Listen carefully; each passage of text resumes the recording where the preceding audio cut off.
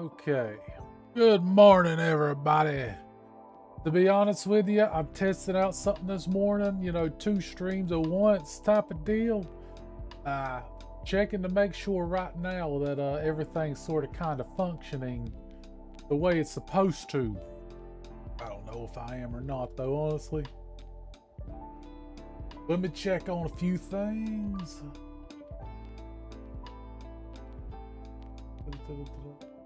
See here. Does not say I am. Am I though? It's green. A bit of a conundrum for me. See, it's green.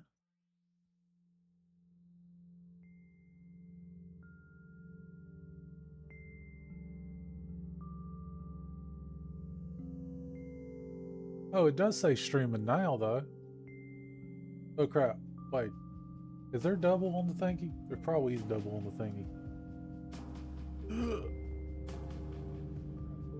Anyways, I'm going to exit that off and just pretend like everything's working just fine.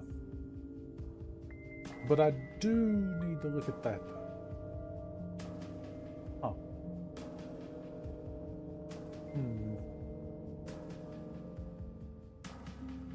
Let's do this.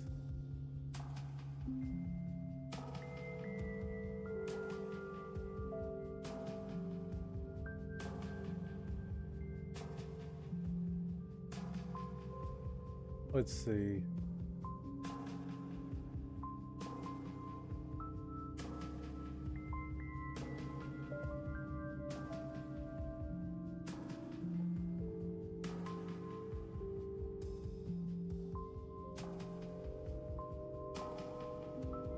Not yet.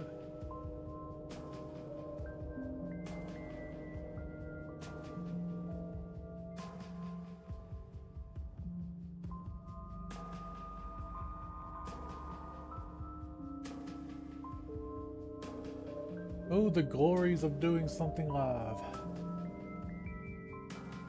I won't be able to see chat or pretty much anything.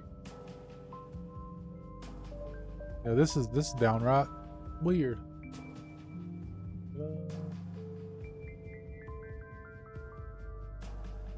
I'm just gonna look after everything's done. I don't yeah, this first time people, first time. Anyways, these are some news stories that I sort of kind of thought was interesting and everything. And I've been away for a minute, but I'm probably gonna be back for a little while at least. So yeah. Anyways, on to the first story this morning. Australian cockroach kingpin caught with 100,000 illegal insects, a record bug bust. Now this happened earlier in the month, I might add. And it's downright interesting to me. I never thought that the words cockroach kingpin would ever be muttered by, more serious terms. Let me just say that. What I don't even know, man. I don't know. It seems in Wellington, New Zealand, more than 100,000 live cockroaches illegally kept in Australia were confiscated by a single breeder. And the country's largest ever seizure of exotic invertebrates, officials said Friday. Ugh, can't even talk straight this morning. Never had such. Yay. It says it's worth $142,000. Yet, well, every time they seize any kind of thing, they always add a few extra zeros. I guarantee you, to the person who was breeding the cockroaches, it's probably more like, I don't know, 75K, something like that. I don't know, though. Who knows this day and age? I will say this, though, 100,000 live cockroaches is a bit on the large side, And not just the number, but probably the size, too, because look at that. I've never even seen a cockroach that big.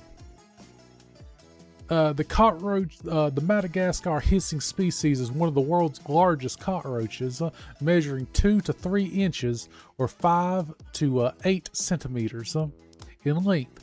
Photos released by the department show a shiny brown invertebrate larger than a person's finger. Now wait a minute. It says that it measures 2 to 3 inches. Now I know my finger is a little bit larger than 2 to 3 inches. I think. You know what? I've never measured my finger, but I'm pretty sure it's larger than 3 inches. Not that 3 inches is a bad thing. 3 inches is massive. But I'm just saying, I think my finger's a little bit larger than 3 inches. My pinky might be 3 inches. I don't know. I've never measured my pinky. Anyways, it's much bigger than the country's common Australian cockroach, which measures between 0.9 and 1.4 inches. Well, I gotta be honest with you. I guarantee you the reason why these things are illegal in Australia is because like Australia has a lot of like species that are only found there. I guarantee you that if the only thing it threatens is the common cockroach in Australia, that you probably won't find much complaining from the locals about, you know, the bigger cockroach, that the bigger cockroach is eating the smaller ones. Like, let's be honest with ourselves. The bigger ones are easier to control and hunt down than the smaller ones are. Them little ones, man, the only way you gonna get rid of them is by spraying. The big ones, though, if you got a large mallet, you can solve that problem relatively easy. I got to where if they're big on the outside of my house, I don't even mess with them no more because I know the big ones eat the small ones. Personally. It's just like the whole, the big spiders eat the little spiders, like little thing. I don't even mess with the big spiders anymore. You know? I can catch the big ones if I need to. The small ones, though, my fingers are a little bit too fat to get in between the areas they can squeeze, you know? Anyways, Australia is due to its subtropical climate. The country is home to hundreds of species. Yeah, everybody knows that Australia is home to hundreds of species. It says that the large exotic species is likely being sold as a cost-effective reptile food because of their larger size meant fewer insects were needed. Officials urged pet owners to seek out crickets or wood roaches to feed their lizards instead. Now, I gotta be honest with you. I can't see many reptile owners being completely in the dark that these things are illegal. So now my whole thing in my head is some reptile lizard, like exotic pet owners, like rubbing their hands together being like, forbidden snackums for my reptile friend here. That's the only thing that comes to my mind whenever I think of that, personally, and everything. But I don't know, though. To be honest with you, the whole thing is just kind of weird. I never thought I'd see it. But only in Australia, I guess. The weirdest stuff happens there half the time. Australia and Florida's got a lot in common, honestly. Anyways, moving on to the next thing. And to me, this is a very, like real thing that needs to be shown a light on, honestly. And that is smartphones' arrival just before the U.S. fertility rate plunge. One study says it's a direct cause, which, to be completely honest with you, I don't think it's the only thing causing it. Like, to be honest with you, like, there's been financial insecurity for at least the last 20 years, at least worldwide, in my opinion. With the whole 2008 thing, 2020 thing, everything else, everybody's just a little bit on edge, you know? Not only like that, but I do think smartphones play a huge part in the fertility crisis because you can't go nowhere without being recorded anymore, you know? Like some people's just a little shy. They don't like doing stuff on camera all the daggum time, you know? I don't know, though. Like, personally, me, I just don't like being on camera all the daggone time. You know, like, I just, you know, sometimes, like, I like to just cringe at my own stuff but I don't like everybody else to cringe at my stuff. You know what I mean? Like sometimes I like to keep the cringe to myself a little bit and everything. Anyways, the U.S. fertility rate has been trending down for decades, leaving researchers and policymakers searching for a cause that may pinpoint the solution. There have been many kinds of theories, including dadgummit. I tell you what, this morning I can't even talk straight. The soaring cost of childcare, the rise of birth control, and even the role of car seat regulations. To be honest with you, I don't think it's one thing. I think it's a lot of things. I think it's the plastics in our food. I think it's the fact that we're being recorded no matter where we go. And not only that, I remember as a child it being drilled into me that, oh, the world's going to end, sea levels are going to rise because of climate change. Not only that, but there was the what was it? The in the year 2000, all computers were going to shut off, and then in 2012, the Mayan calendar was coming to an end, and now in 2028 or something, the Nostradamus thing is supposed to be coming to an end. I'm constantly seeing, oh, it's the end of the world, which everybody loves a little bit of end of the world hysteria from time to time. But you know, I went to the store one of those days and I couldn't buy toilet paper. Now I keep a stockpile of like emergency stuff around the house, but I was running half low by the end of it. And I don't like to run low on my stuff around the house. The new paper offers a provocative culprit in the is that succulent? Or is that, or why you gotta put big words in a news article? Like, don't they know like regular people's gonna read this? Succulent? I don't know. Anyways, it has package after it, so we kind of know what it means. The smartphone, but some other researchers are skeptical that this single factor could play such a outsized role in a much larger term trend. I'll be honest with you. I do think smartphones have probably like 30% of the blame here. To be completely honest with you, I really do believe that smartphones have like 30% of the blame. Mainly because it's just a handheld recording social media device. Like it's stuck to people like 24/7. I even got mine within like 20 feet of me right now. I'm going to put it on silent mode. I'm looking at it right this second. Hey, I don't want it to go off right now, especially if it has something embarrassing, going on. Anyways, it's a social media recording device that's constantly stuck to like at least 70 to 80% of the population at any given time. Just saying, like the thought of being recorded doing something really dumb and then it getting uploaded to social media, like, not going to start naming names, but I'm technically on 2 of them right now. It makes you think, like, is it really worth it to talk to this? It's a cost-benefit relationship, The 10s are still getting the talking to, but the 5s and the 4s aren't, because it just ain't worth it to be embarrassed, Anyways. A new paper, I already said that. 2007 marked a partially significant inflation point in the United States fertility rate. 2007. You know what happened the next year after 2007? The economy went to crap for like the next, 5-6 years?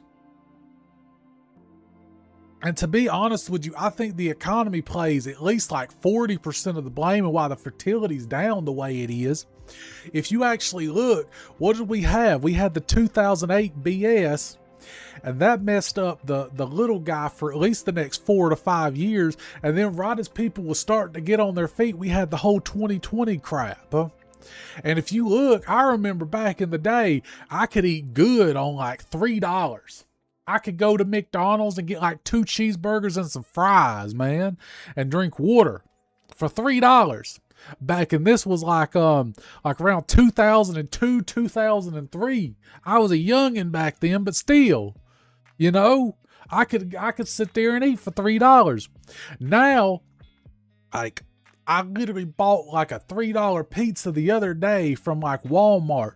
It was cardboard, man. It wasn't even worth a cheeseburger in my opinion. That's all you can get. Like hell, I remember you could get a sack of pinto beans for like $1.50. Now they're like three something. Like and like you can't get no cheaper than rice and beans half the time. Like poor my old self, like whenever I was a kid, I was a youngin', like running around in the yard, I would live off rice and beans sometimes. Wouldn't even have no meat. And you know what? Nowadays, I wouldn't even have no meat once every 6 months with how much food's getting up to now. I bought a pack of like Flanders hamburgers. Those things are like, it's basically soy and onion and junk. They like $10 a box now. Like $13 if you buy them from Dollar General. Like inflation's unreal. Like it's weird to me that like a $5 pizza is like what, $8 now, and like a 75-inch like TV is like $300. Like, what kind of world are we living in whenever a cheap pizza is like $8, but a 75-inch TV is like $300? Something's not going on there. And I believe it whenever people say that with the whole TV thing, like you're the product now instead of the TV. That's the reason why I watch all my movies and streaming and all that on a Linux computer that I got plugged up to my 75-inch TV. Yeah, I got a 75-inch TV. Anyways, yeah, but I think there's a lot of problems going on right now, and none of them's gonna be fixed in the next, I don't know, 20 years, in my opinion. We just all just bubbling in this soup at this point. I don't know though. I don't know. It does say right here, the Great Recession started at the end of the year, just a few months after Apple started rolling out iPhone in the United States market, blah, blah, blah, blah, blah. I don't know. I do think everything's just bubbling over, bubbling out. It'll get fixed one of these days. One of these days, maybe. I don't know. I ain't going to fix it, so don't look at me. I'm just going to complain about it. Do nothing. Anyways, on to the next story. Alrighty. Earth's underground fungal network is so massive it would span 10% of the Milky Way map, reveals. Alright, people. We need to study this map very closely. You know why? Because, what was it? The Last of Us? There was a fungus among us. So, North America's just screwed, especially if you live in California. That whole place is just red, you know. Why the heck is fungus not, like, you would think this right here would be like a really big hot spot for fungus among us, because like it's kind of warm, at least through here, Alabama and everything. I guess there's stuff that eats fungus through this place. Like if you live in the middle of the Sahara Desert right here, you're pretty good. Australia, there's some places there. Oh, it looks like the Russians are going to rule the world if the fungus among us spreads. That's literally what it looks like to me, but I don't know. This actually surprises the heck out of me. Like, wait, I wonder, yeah. Like, isn't it really cold here? Like, does fungus spread where it's cold or something? I don't know enough about fungus to know. I don't know. Maybe there's just more like monitoring stations in these places that, you know, I don't know. Like, this is warm right here.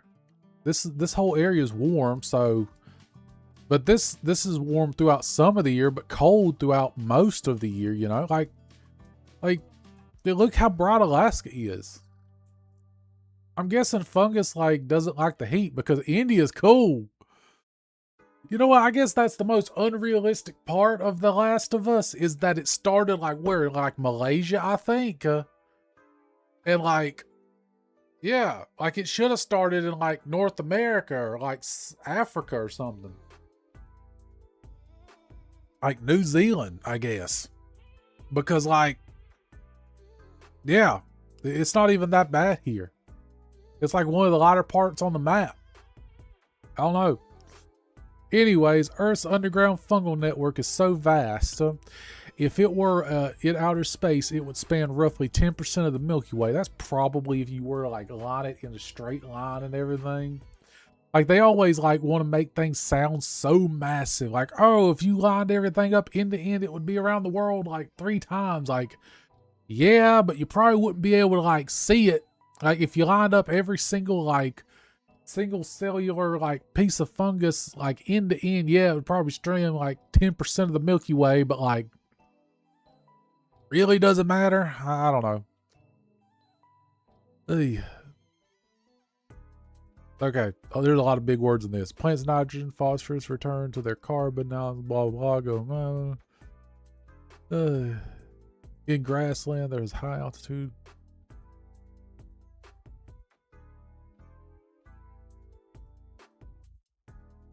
Oh, so it says right here in Florida, the top 6 inches or 15 centimeters of soil is especially dense, containing around 40% of the global biomass is just in Florida? There's no way that's true. According to research. Wait, there is no... Wait. Holy crap, it is bright in Florida. Wait, so you're telling me right now that 40% of the global fungi biomass is just in Florida? I think we determined what's wrong with Floridans.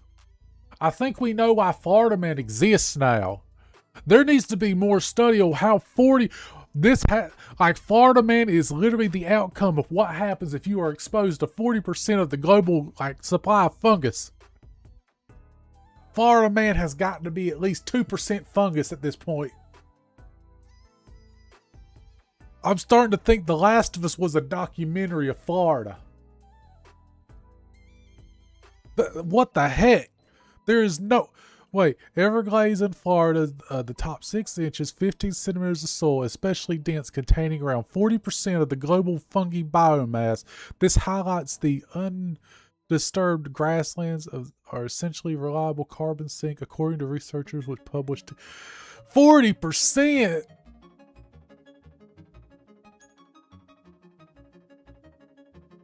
Well, you heard it here. The Last of Us is literally a documentary that takes place in Florida. This is the most funky forest on Earth. There is a wild grassland, such blah blah.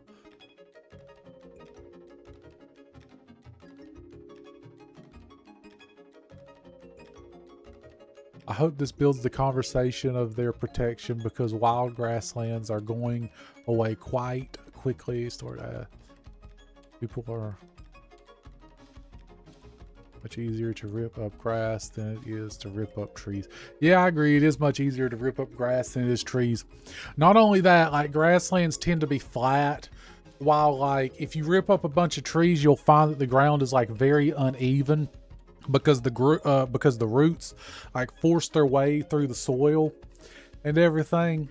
And once you get all those roots dug out and burn out and everything else, the ground's really uneven, and you got to go through and you got to like actually like put in it takes a lot more foundation work if you're going to build on top of a place that has a bunch of trees, basically. So yeah, the reason why people always rip up grasslands first is because like, yeah, it's a lot easier to build where grass is, you know, especially, you know, foundational work, because they tend to be a lot flatter too. If you'll actually notice, like if you plant grass in an area that's uneven as far as dirt's concerned, like give it about 5 years. If you make sure no trees grows in that grassy area, the land's gonna be pretty flat, because it just tends to even out over time whenever you got grass there. So yeah, it says here most of the global network of fungi relies on grassland, because I guess that's where most of it is, you know. Anyways, I thought that was sort of kind of interesting. Didn't realize that 40% of it was in Florida, though.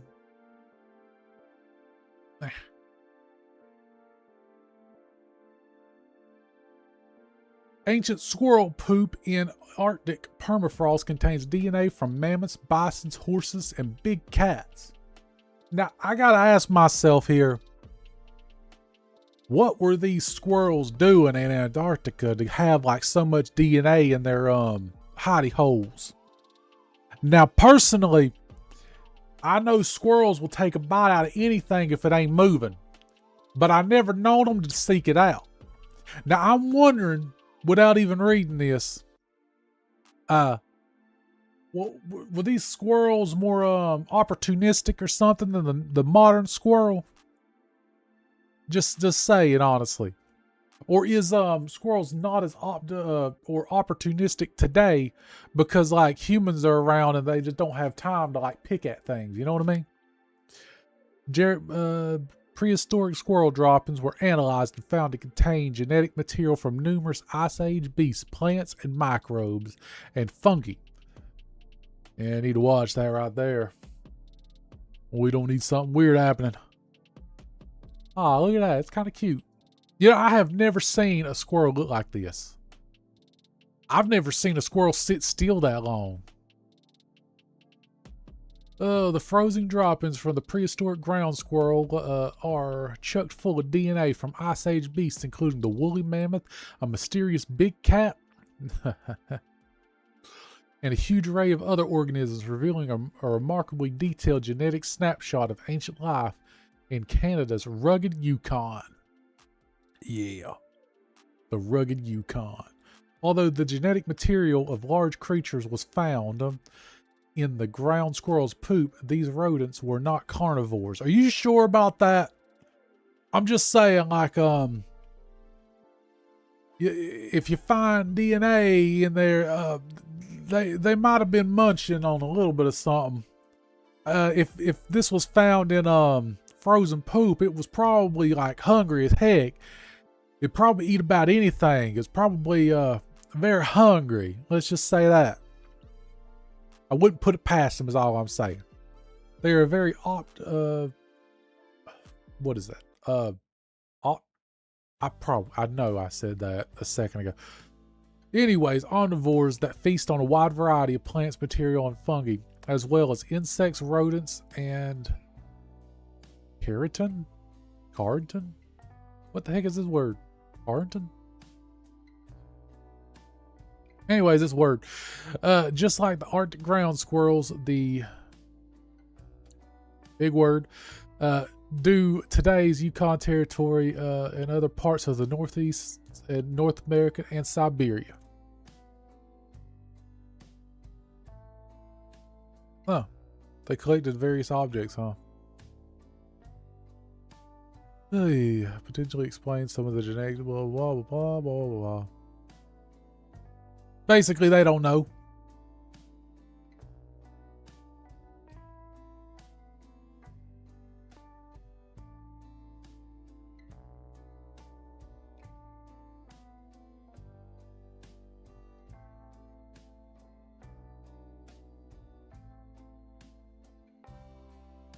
Yep, basically they don't know. This whole article is like, hey, look what we found. We don't know how it got there, but we found it. Anyways, I don't know, man. I thought it was sort of kind of interesting, but there was no substance. Eh. All right. Next one. Britain unveils sweeping ban on social media for under 16s. I'm not going to spend much time on this because everybody's got their opinion on it. To be completely honest with you, I'm 100% in favor of anyone under the age of 16 not being on social media. Personally, growing up, most people's bad habits and very bad decisions were made because of crap they saw on social media. This being said, me as a 13-year-old, there is no way you could have told me I couldn't do something. And I was very more technologically literate than my parents. And most likely the kids growing up today are going to be more logically more literate than I am. Which, that's not a very high bar, I might add. So, I really don't think we're going to be able to keep them off. Now, Britain's got all this like control crap that they want to put in, basically facial scans and all kind of other crap. Let's be honest with ourselves. It's not because they're thinking of the kids. It's because they want to arrest people for wrong think. They've already arrested people for wrong think in Britain, and they're going to continue to do so unless people say no. The whole thing about Britain's just sad, in my opinion. It was a okay country. It's gone downhill ever since the 70s, in my opinion. Just my opinion. And yeah, it's just sad. Y'all need to do something. I don't know what, but something. It's not going to get better. I know that for Britain people. If I was in government in the United States, I'd be like, yeah, if you're British citizen, you can almost claim what's it called? Sanctuary here, or whatever it's called, status, because it's gonna get bad in Britain pretty soon, I think. Like I said, I ain't gonna spend much time on this, but I do believe that if you're under the age of 16, you probably shouldn't be on social media. Like, too much hormones and crap, you know? But I don't think regulation is going to be the way that we fix society's problems. I think it's going to be a more responsible public at large. That being said, you're not going to be able to save everybody. Somebody's going to slip through the cracks. Like, if you literally like tailor a system so that everybody doesn't fall behind, then nobody's going to get ahead. That's just the way it is. If you literally make a system where you can't fail, then nobody's going to win. And that's the sad reality of the world we live in. I didn't make it. I just play here, to be honest with you.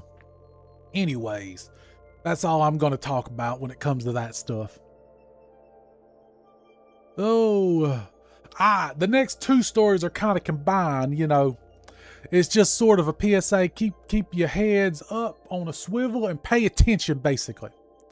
San Andreas fault hits its highest stress level in 1,000 years, study finds. Now, I don't know if this is true. Who knows if anything is true nowadays? But if you live in LA, I think they've said for a very, very long time that it's only a matter of time before the big one comes. Now, I hope you live in a good house, a good strong structure that can protect you from an earthquake. And I hope you have a plan in place if you live in San Francisco, LA, anything like that. But stress along the San Andreas and San faults in Southern California has reached its highest level in 1,000 years, according to a new research from the study of Hawaii and Monica. The study outlines implications that sees the hazards of blah blah in the most popular infrastructure critical regions.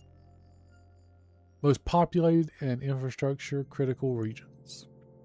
Now, I'll be honest with you, if like California were to like fall, like the only thing we would notice would probably be the fruit and nut seeds that come out of there. Other than that, like, I don't think, like, I can live without that stuff. Or at least let that stuff get more expensive. I'm not, like, California thinks it's like the center of the universe if you like listen to a Californian. While everybody else in the United States, especially on the East Coast, is like, oh, I really don't want to have to like deal with like California. I really don't. I don't want to have to go over there and do everything. Like Californians at large, like, are kind of avoided by the rest of the country. Like, nobody wants to, like, I'll be honest with you. If you go up to, like, New York or down to, like, Miami, like, those people don't even want to, like, acknowledge that California is a part of the United States. Like, honestly. Like, if you listen to a California, they'll be like, oh, like, whatever happens in California happens to the rest of the country eventually. While the rest of the country just wants to ignore that California even exists. Like, everybody, like, wants to, like, think, oh, Washington, D.C. doesn't exist. Like, Virginians don't want Washington back. Honestly. California, we're like, oh, those people, we're not going to talk about that. Honestly. I've been to New York. I've been to Miami. I swear, if California just disappeared, they'd be like, oh, thank goodness.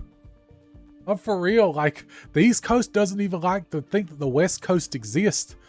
Like, they're like, oh, Vegas exists. Vegas is kind of fun, but like, LA? Nah. They don't want nothing to do with it. Oh, wait a minute. What is this? Anyways, this is the kind of the second thing in there. Scientists investigate strange rumblings beneath Utah. And I can't help but thinking whenever I saw both of these. Now, I'm not a seismologist or geologist or whatever the heckologist that it takes to like know what the heck is going on with fault lines and junk. But like, I see the fault line in the San Andreas fault line is like the biggest, like the most like tension it's been in like 1,000 years. And I see scientists investigate strange rumblings beneath Utah. And I'm like, Utah is relatively close to that stuff, but I don't know. Anyways, a mysterious earthquake deep beneath northern Utah had scientists scratching their heads. I can't even talk straight today. Scratching their heads. Back in 1979, the rumblings seemed to occur far lower beneath the Earth's crust than scientists had believed was possible. Blah, blah, blah. Magnitude 3.8. You know what? I don't think I've ever even heard of an earthquake in Utah. Now, I've never even lived in Utah. I passed through there once before. Yeah, that's all I got as far as that's concerned, I guess. The theory may have been particularly strong. The magnitude, blah, blah, record scientists suggested the rumbling occurred.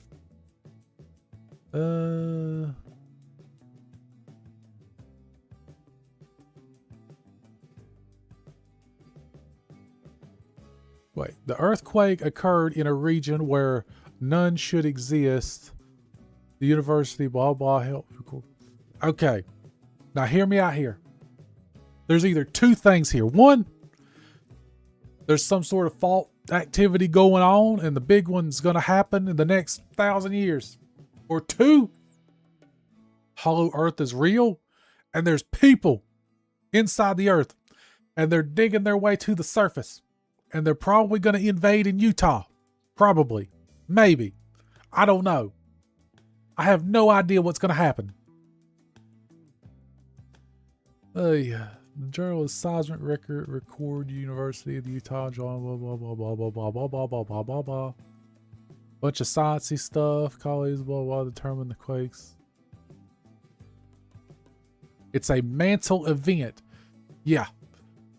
Either it's aliens building a secret base deep within the earth, or it's something about the mantle we do not understand. Or it's the mole people. Personally, I hope it's the mole people. Just because it makes the world a little bit more interesting. You know, in the words of Captain Jack Sparrow, the world's still the same size. There's just less in it. Every day I wake up and I'm like, yeah, it feels like the world's the same size, but there's just less in it every other day, honestly. I would just like to discover something a little bit new, you know what I mean? Before everything's gone, at least. The mole people are probably endangered. We need to save them. We need to dig down there and save them. Of course, I don't know. All right. On to more science. Well, more stuff, I guess. Building on the moon, NASA architecture strategy for permanent lunar habitation. Now, to be honest with you, if we was going to build like a moon base or whatever, the only way I could think that we could build it would be like underground, like in the rock, like made out of dirt, you know, like living in a cave, basically. Now, I don't know and everything. And personally now,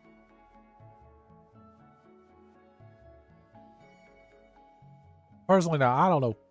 But every time I see them thinking about building on the moon, I can't help but think about that movie. What is it called? The Time Traveler, where that dude's on a time machine and he goes like to the year 2030 or something, and the moon's falling out of the sky because they were blasting on it to build like big structures on it so that people could live there. Every time I think of building large moon bases and stuff on the moon, that's literally what I think of. Now, I'm sure there's people out there way smarter than me. In fact, I'm 100% sure that there's people out there a lot smarter than me. But I just get kind of itchy every time I think about them building something on the moon that's kind of big. You know what I mean?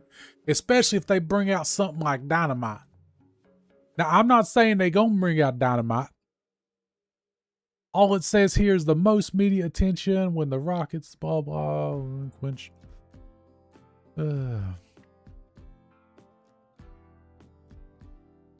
The establishment of a permanent human presence on the moon, blah, blah, blah, blah, blah, blah, blah. Environment towards, blah, blah. You know what? I just thought about it. If World War III were to break out and China's got a moon base and the United States has got a moon base, like how would they fight? You think they would fight with like swords and like spears? Or do you think they would like have some sort of like special air gun?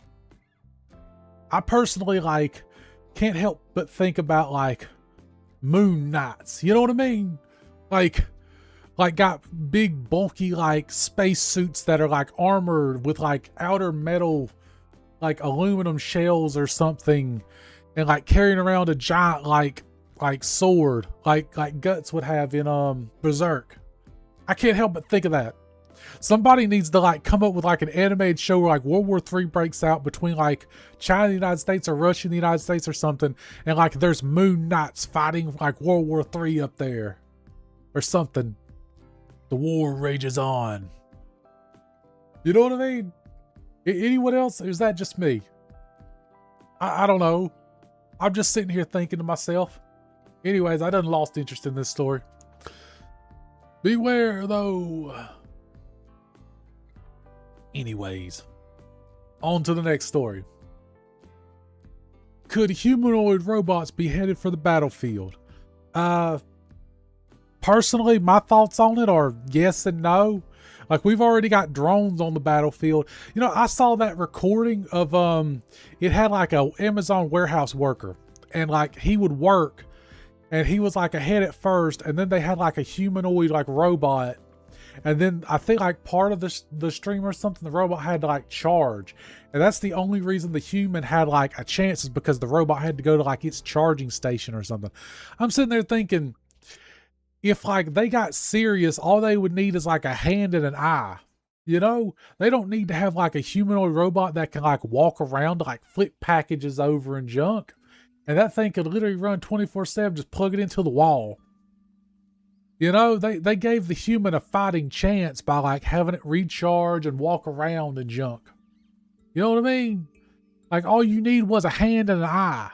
That's all you need, honestly.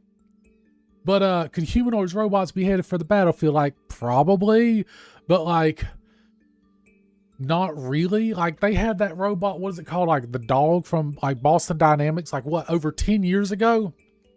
I think that more likely would be on the battlefield more than like a two-legged like humanoid robot, because like, let's be honest with ourselves, you shoot out one of the two legs and like it's completely like immobilized mostly. Like, let's just say they got like a dog robot thing and you shoot out one of the legs, it's still got three of them. It can still like readjust and like move on and get repaired or something, you know? So like, we're probably gonna have like worm robots that like bore in the dirt and stuff.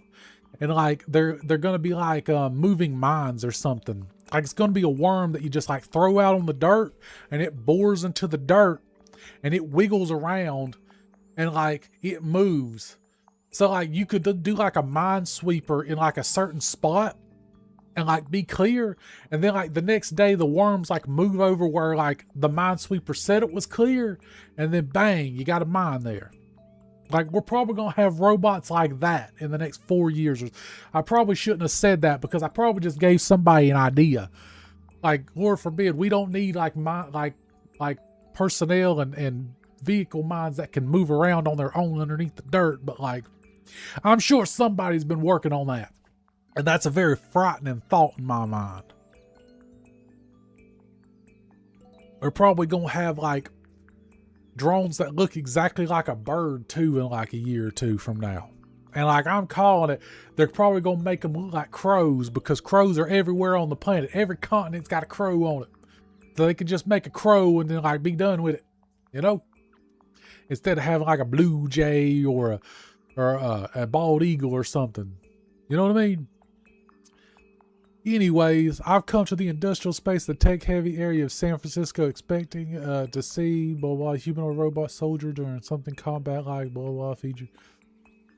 Like I said, like you've already got drones like going everywhere on the battlefield. Like we're probably gonna have a drone that looks like something like Tiny Tank. You know Tiny Tank from the old video games? I could see a drone looking just like that, honestly. Ugh. Not only that, like, let's just say you need a drone to like patrol the streets or something. If it looks like this just looks kind of menacingly, you know what I mean? Like you wouldn't trust this. But like, if you made kind of like a goofy looking robot that's kind of wobbling around, probably on tank treads or something, be like, hey, I'm your friendly neighborhood, blah, blah, blah. Like people are more likely to like accept its presence there. You know what I mean? Nobody wants to look outside and see a Terminator, but everybody probably be okay with like a wisecracking Tiny Tank. You know? That's why we love like the Tiny Tank movie or the Tiny Tank video game. Yeah, I love Tiny Tank, I'll be honest with you. I think I got my game copy is like faulty because I couldn't get past that level where like you gotta do the head switcheroo thingy. You know what I mean if you ever played it. While many companies are building autonomous humanoid robots from factories, blah blah, claims the U.S. for defense for a broad. Well, yeah, of course you'd make it for a broad range of crap because you know you'd want it for like 1,000 different things, especially if you're paying for like $100,000 a unit. You'd want to be able to at least move boxes. You know what I mean? To at least be able to move boxes and stuff around. I don't know. Yeah, like here, support roles for supply pickup, reconnaissance, recovery, equipment, casualty, blah, blah, blah, hazard inspection, blah, blah.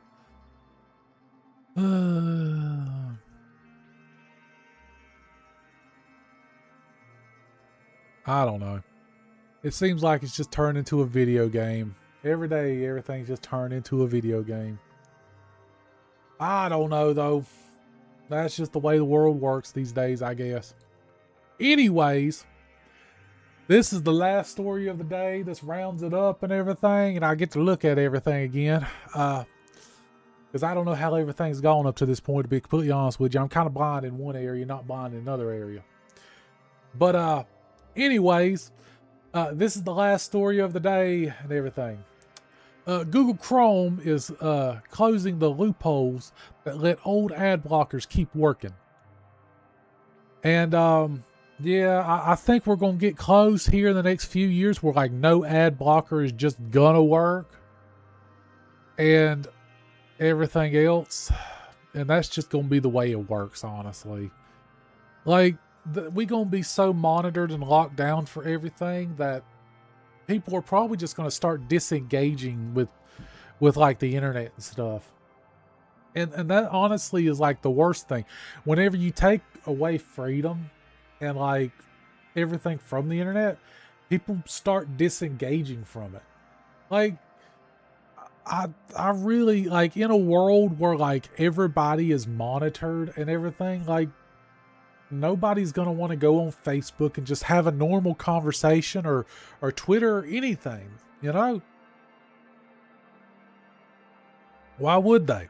You know, if I go out in public and say something, like there's no record after like 5 minutes. If I go to Twitter and say something, that's forever, you know?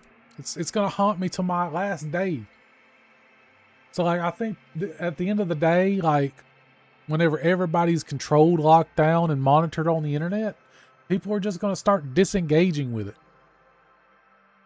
I don't know. Google Chrome version 150 and 151 expected in late June or July. So relatively close to this present moment we currently in. Will cut off support for the last remaining workarounds for running older ad blockers. And here are the ad blockers right here. Google phased out support for ad blocker extensions built in Manifest Volume 2 like uBlock Origin in 2024. At this point, Chrome users either switch to newer or uBlock, blah, blah. Google is now removing the final bits and code. So it's been a long time coming. So if you're still using these old ad blockers, you've probably been having difficulty anyway. As you can tell, I don't really use a lot of ad blockers and stuff because it sort of limits you in some regards, you know. Anyways. Yeah. Ad block is basically days are numbered everywhere, I think. People gonna keep trying to, like, you know, be slippery about everything, but, you know, that's just the way the world is, I guess. I don't know. Anyways, today was good for me if it was good for you. That's all I got for today. I'll see y'all tomorrow. I don't know, though.